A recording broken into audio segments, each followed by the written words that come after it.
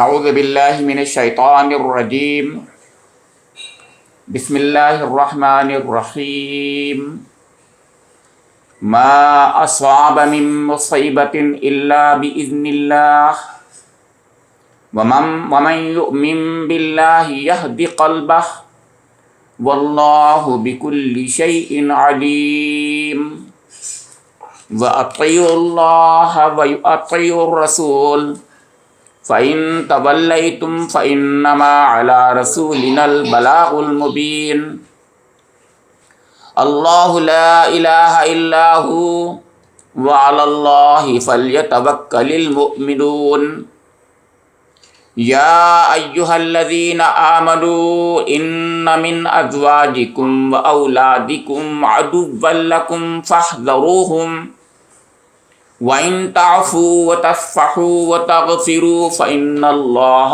غَفُورٌ رَحِيمٌ إِنَّمَا أَمْوَالُكُمْ وَأَوْلَادُكُمْ فِتْنَةٌ وَاللَّهُ عِندَهُ أَجْرٌ عَظِيمٌ صدق اللہ مولانا العظیم وصدق رسولہ النبی الامین الکریم ونحن علی ذلک من الشاہدین والشاکرین۔ یہ آیات کریمہ جو تلاوت کی گئی ہیں وہ سورہ التغابن کی 11 تا 15 5 آیات ہیں۔ سورہ التغابن جمہور مفسرین کے نزدیک ایک مدنی سورہ ہے، لیکن اس سورہ کا مزاج ملا جلا ہے۔ ملا جلا کی معنی یہ کہ اس میں مکی رنگ بھی ملتا ہے اور مدنی رنگ بھی اس کے اندر جو ہے جھلکتا ہے۔ اس لحاظ سے دیکھا جائے تو یہ ایک یکتا سورہ ہے، حالانکہ ایک اور سورہ ہے سورہ الحج جس کا مزاج بھی ملا جلا ہے، لیکن اس میں اور سورہ حج میں ایک اور امتیازی جو فرق پایا جاتا ہے وہ یہ ہے کہ یہ ہے تو ایک مدنی سورہ، لیکن مدنی سورہ ہونے کے باوجود اس کے اندر عقیدے کا یعنی عقیدہ آخرت کا مرکزی مضمون پایا جاتا ہے، جو کہ مکی صورتوں کا امتیاز ہے۔ سورہ الحاقہ، سورہ الواقعہ، سورہ القارعہ جیسی صورتیں ان کا مرکزی موضوع آخرت کی کامیابی اور ناکامی ہی ہے۔ سورہ التغابن کا بھی مرکزی مضمون یہی ہے کہ انسان کی اصلی کامیابی کس چیز میں ہے، اس کی اصلی ہار جیت کیا ہے۔ سورہ التغابن غبن سے ہے یا غبن سے ہے، اس کا مقصد یہ ہے کہ انسان کو بتایا جائے کہ وہ اس دنیا کے اندر جو کچھ بھی کر رہا ہے، یعنی ایک قسم سے ایک آپس میں مسابقت کا ایک معاملہ کر رہا ہے، ایک قسم کا گیم اس کے اندر ہے جس میں انسان جو ہے ہار جیت سے تعلق رکھتا ہے، تو بتایا جا رہا ہے کہ اصل ہار جیت کیا ہے۔ تو اس کے اندر، اس سورہ کے اندر خاص بات یہ ہے کہ یہ ابتدائی آیات جو ہیں وہ بالکل مکی اس کے اندر انداز ہے، مکی اسلوب ہے، اور دھیرے دھیرے رفتہ رفتہ اس کے اندر مدنیت کا پہلو نمایاں ہوتا چلا گیا ہے۔ تو گویا ایک اس قسم کی سورہ ہے۔ ایسی سورہ الحج بھی ہے جو یا ایھا الناس سے شروع ہوتی ہے اور یا ایھا الذین آمنوا پہ ختم ہو جاتی ہے۔ الناس سے شروع ہو کر الذین آمنوا پہ ختم ہو جاتی ہے۔ اس میں الناس کا ذکر تو نہیں ہے، لیکن الذین آمنوا انہی آیات میں ہے، آپ دیکھیں گے تو اس کے اندر الذین آمنوا آخر میں آ گیا ہے، اس کا مطلب یہ باقاعدہ واضح طور پر یہ مدنیت کا پہلو نمایاں ہو گیا ہے اس کے اندر۔ یہ سورہ کیوں آخر مدنی ہونے کے باوجود عقیدہ آخرت پر یا یوں کہیے عقیدے پر زور کیوں دیتی ہے؟ اس کا مرکزی موضوع ایک عقیدے سے یا ایمانیات پر کیوں ہے؟ یہ ایک سوال ہے۔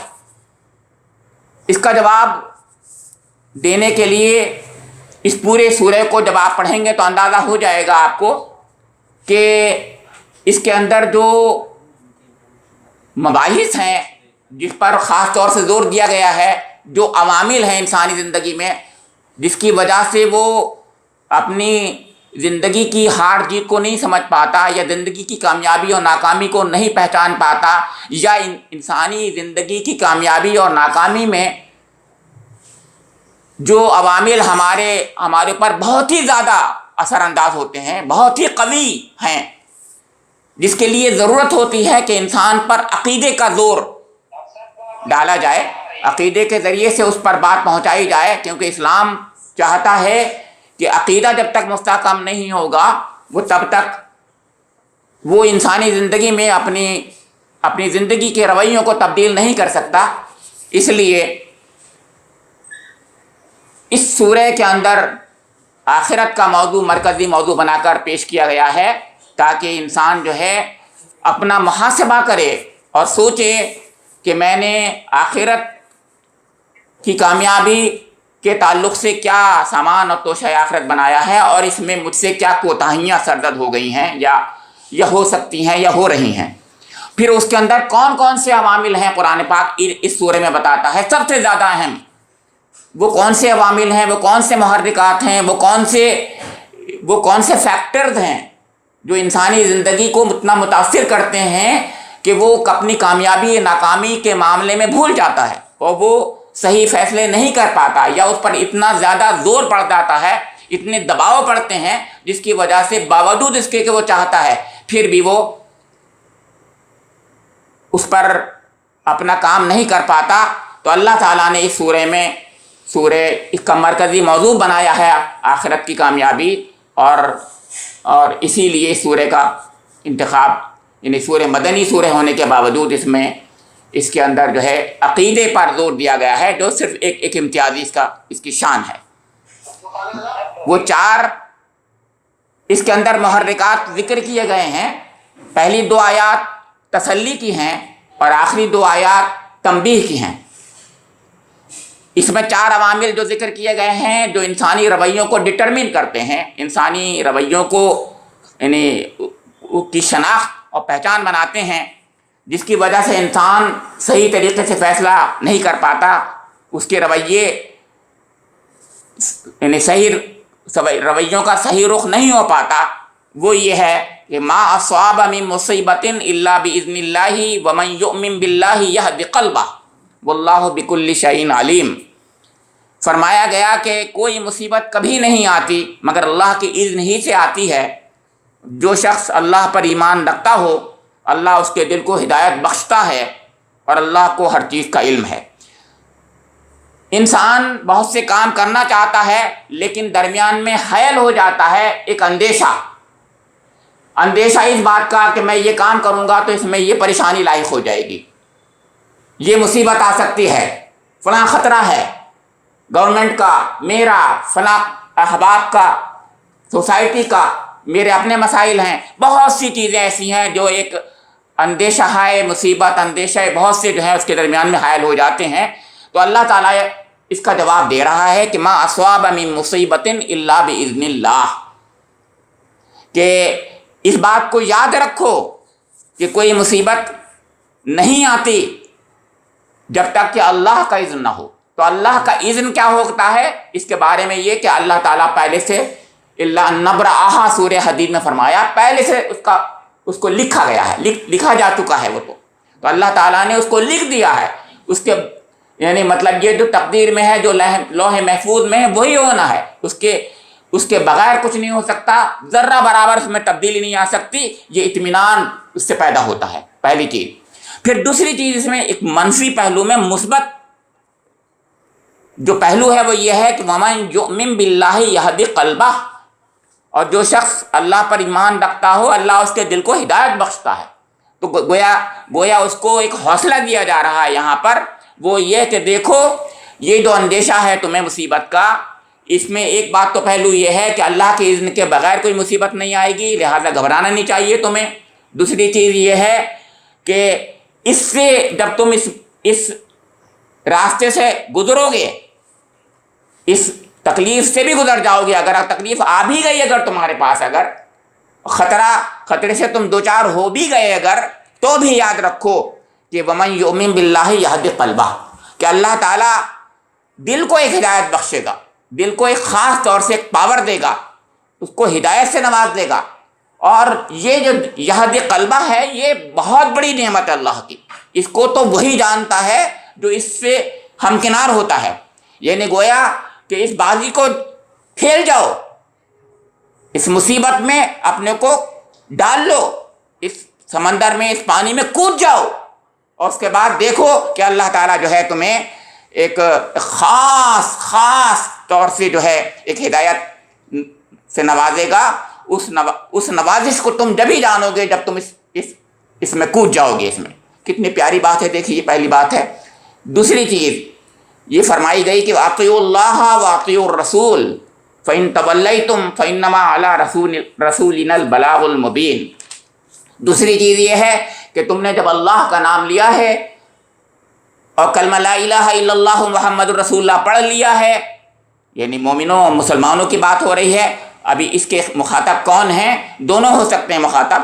آپ یہ کہہ سکتے ہیں کہ مخاطب اس کے وہ لوگ بھی ہیں جو ابھی ایمان نہیں لائے ہیں، لیکن اطیعوا اللہ و اطیعوا الرسول کا جو زور ہے، جو اس میں جو ایک غلبہ پایا جاتا ہے، وہ بتا رہا ہے کہ ان لوگوں کے لیے یہ آیت خاص طور سے ان کو توشہ بنا، یعنی ان کو عنایت کر رہی ہے، توشہ آخرت ان کو دے رہی ہے، ان کی حوصلہ افزائی کر رہی ہے کہ اللہ کی اس کے رسول کی اطاعت کرو گے اگر، تو یہی تو تمہاری کامیابی کی ضمانت دینے والی چیز ہے.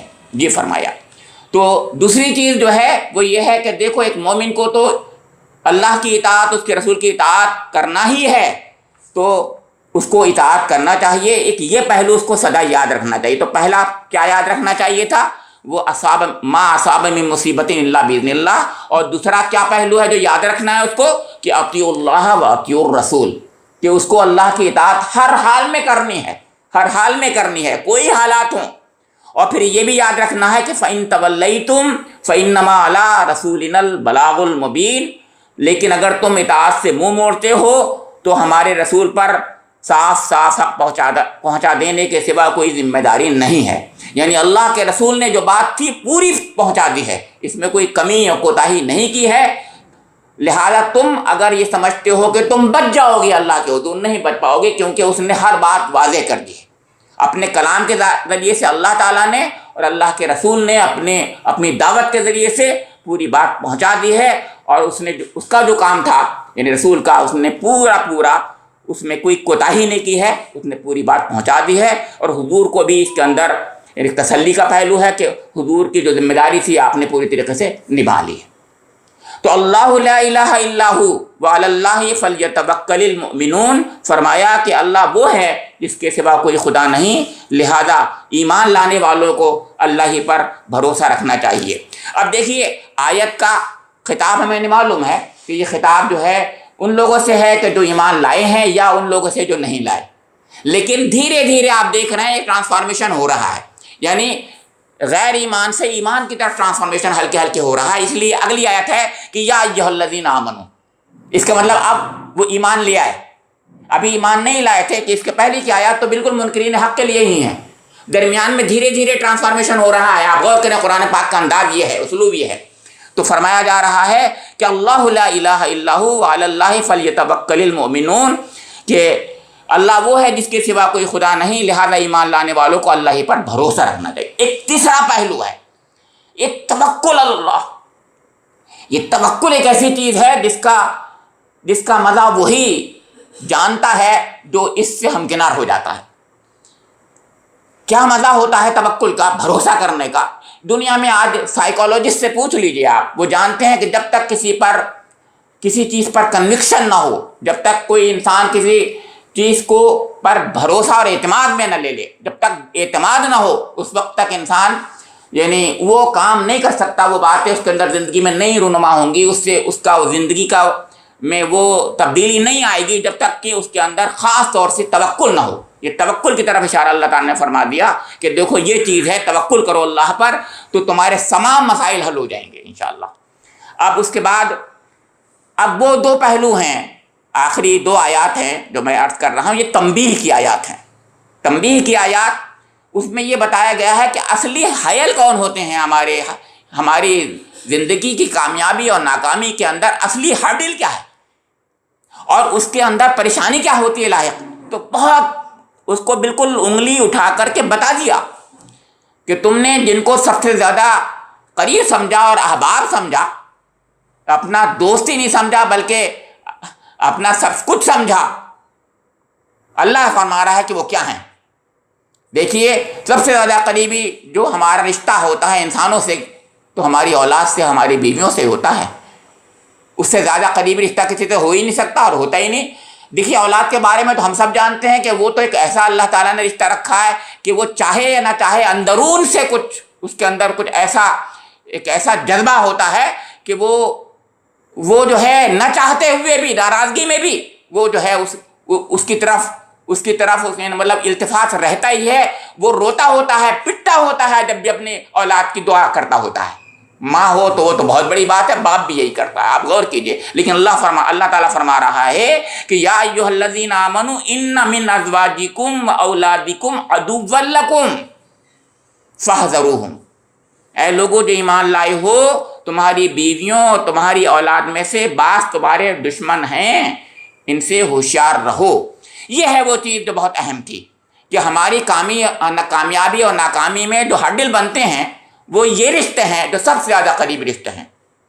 ہم سمجھتے ہیں کہ ہمارے سب سے زیادہ یہ بے خواہ ہیں، ہمارے سب سے بڑے ہمدرد ہیں، لیکن کبھی کبھی بعض اوقات میں یہ نہیں کہہ رہا ہوں، نہ قرآن کہہ رہا ہے کہ وہ ہر وقت ہیں. من ہے یہاں پر، من ازواجکم، من تبعید کی ہے. اس کا مطلب یہ ہے کہ بعض ایسے بھی ہوتے ہیں.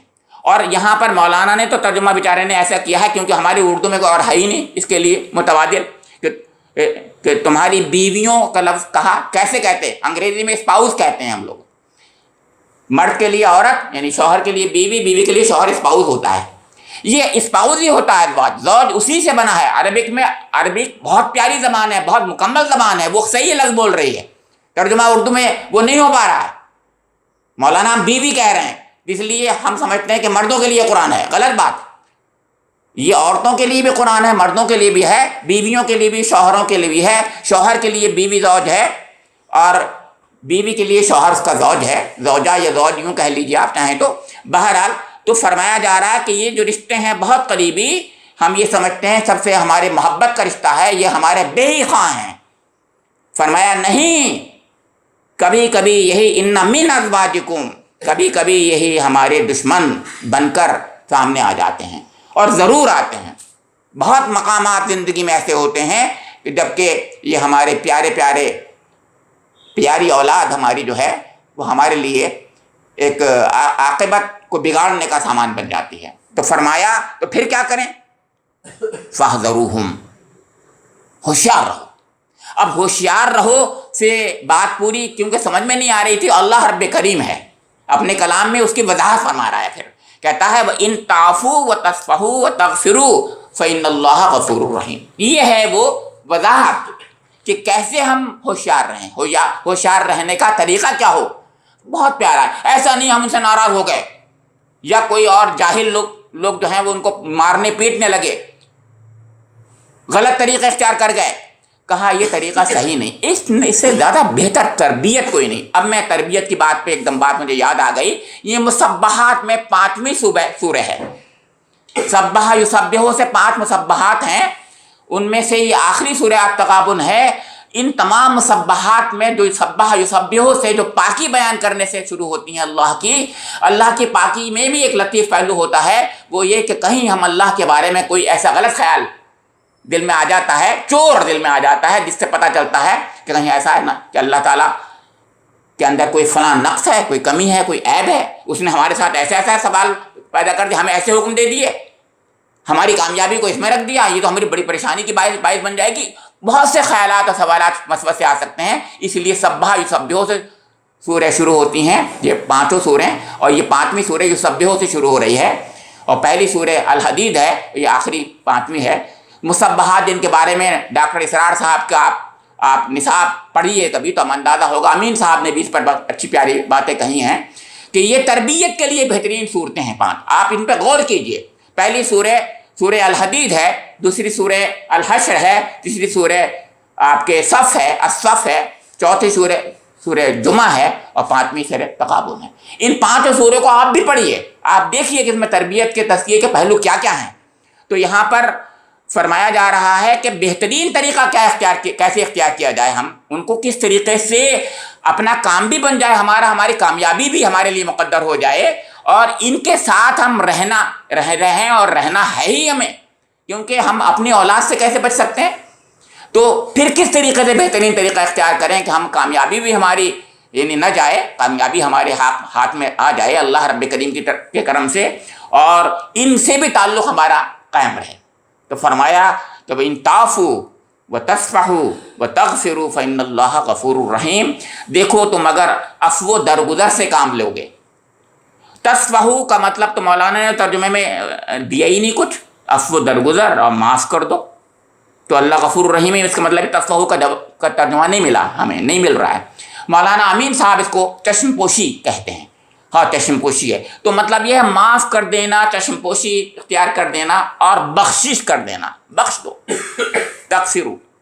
تو فرمایا کہ جتنے بھی طریقے معافی یا درگزر کے چشم پوشی کے ہو سکتے ہیں، کہ معلوم ہے غلطی کر رہا ہے چشم پوشی کر لی، معلوم ہے غلطی کر رہے ہیں معاف کر دیا، بخشش کر دی، ٹھیک ہے. لیکن دیکھو ہم اپنی بات پہ ہم جمے رہیں گے، ہمیں یہی کرنا ہے. بارات آئے گی تو، لیکن جو تم کہہ رہے ہو کہ 50 لوگ لانا ہے، نہیں 50 نہیں آنا ہے، یہ نہیں ہونا ہے. ہم نے سوچ لیا کہ اسراف ہے.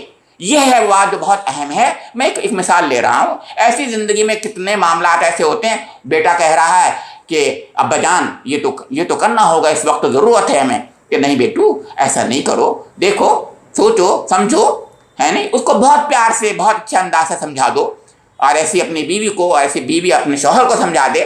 تو یہ ہے جو بات سمجھائی جا رہی ہے بہت ہی پیارے انداز سے. قرآن پاک جو یہاں پر تربیت جس طریقے سے کر رہا ہے، میں نے بتایا تربیت کی سورہ ہے یہ، اس کی مثال نہیں ہے. غور کیجئے.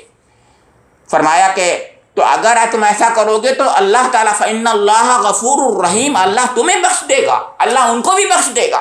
ان سے جو غلطیاں ہو گئی ہیں ان کو بھی بخش دے گا، تم سے جو غلطیاں ہو گئی تم کو بھی بخش دے گا. تم بہترین طریقے سے کس طریقے سے اپنی تربیت کر رہے ہو اور ان کی تربیت کر رہے ہو، اس پر ڈیپینڈ کرے گا تمہاری کامیابی اور ناکامی پر.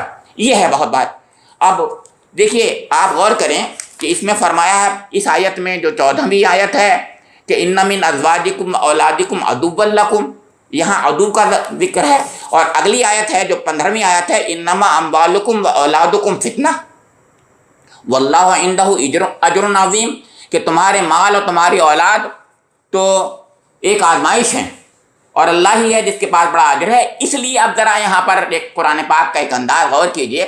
اتنا یعنی جسے کہتے ہیں اعجاز قرآنی، کہ یہاں تو عدو لکم ہے، جہاں ازواجکم اور اولاد کے ساتھ میں ہے وہاں عدو لکم ہے، اور انما اموالکم و اولادکم فتنہ ہے. اس میں بھی ایک بڑی لطیف سی چیز میں نے سوچا اللہ رب کریم اگر صحیح بات کہہ رہا ہوں تو اس کو قبول فرما لے اور آپ تک بھی بات پہنچ جائے، ورنہ محو فرما دے آپ کے قلوب سے میرے بھی دل سے. تو بات یہ ہے کہ یہ دونوں جو تھے پہلے والے یعنی اولاد اور ازواج، یہ رشتے تھے، دونوں رشتے تھے.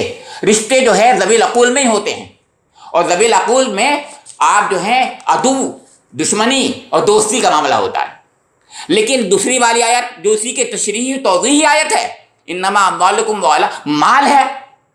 مال میں تو کوئی وہ چیز ہوتی نہیں، مال تو ذوی العقول میں سے نہیں ہے، آپ بھی جانتے ہیں. لہذا یہ نہیں کہا کہ عدو ہے تمہارا، مال دشمن ہے، نہیں کہا. کیوں؟ کیونکہ مال کے پاس کوئی عقل نہیں ہوتا، ایک ایبسٹریکٹ چیز ہے. لہذا فرمایا فتنہ. کیا بات ہے، غور کیجیے قرآن پاک کا انداز غور کیجیے. بس اشارتاً میں آپ سے عرض کر رہا ہوں کہ انما اموالکم و اولادکم فتنہ. اب اس میں اولاد تو کامن ہے، ادھر بھی اولاد تھی ادھر اولاد تھی.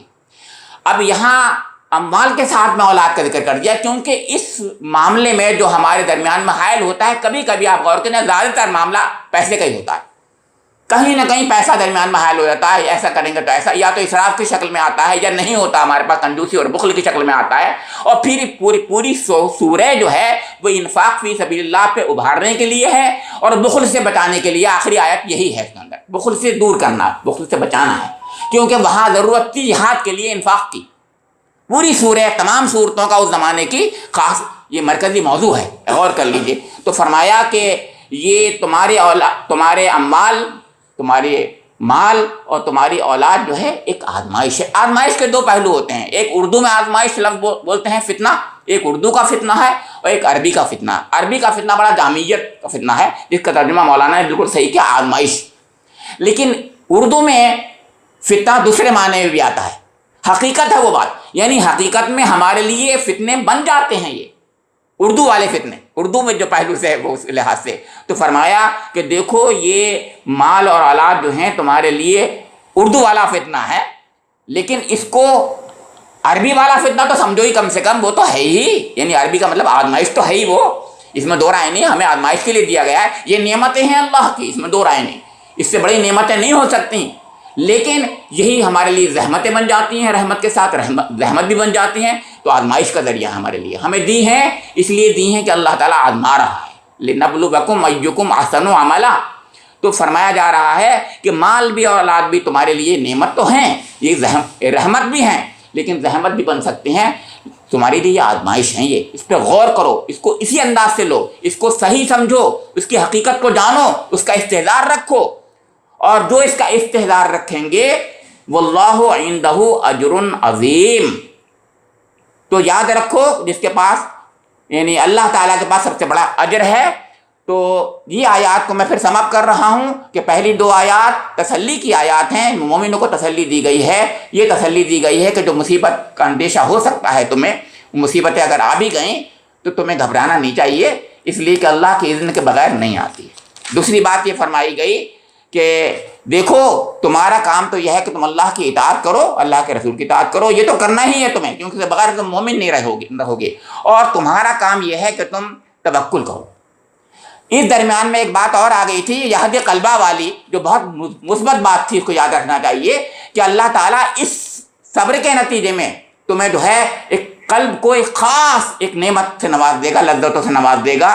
اور پھر اس کے بعد دو آخری آیات جو ہیں تنبیہی آیات ہیں، جیسے میں نے آپ سے بتایا، اس میں ہمیں یاد دہانی کرائی گئی ہے کہ ہر وقت ہمیں یاد رکھنا چاہیے کہ یہ ہماری اولاد، یہ ہمارے ازواج اور یہ ہمارا مال جو ہے اس کی اصل حقیقت کیا ہے، یہ کیا ہے، اور ہمیں اس کے تعلق سے کیا رویہ اختیار کرنا چاہیے۔ اللہ رب کریم سے میری دعا ہے کہ مجھے اور آپ لوگوں کو قرآن پاک کی ہر سورہ کو، ہر آیت کو، اس کی اس نے جو پیغام بھیجا ہے اس پیغام کو صحیح پرسپیکٹو میں لینے کی توفیق عنایت فرما دے، اور زندگی میں ہماری کامیابی کی ضمانت جو دیتا ہے قرآن پاک، جس طریقے سے دیتا ہے اس کو اسی طریقے سے ہمیں نبھانے کی توفیق عنایت فرما دے۔ ربنا تقبل منا انک انت السمیع العلیم وتب علینا انک انت التواب الرحیم۔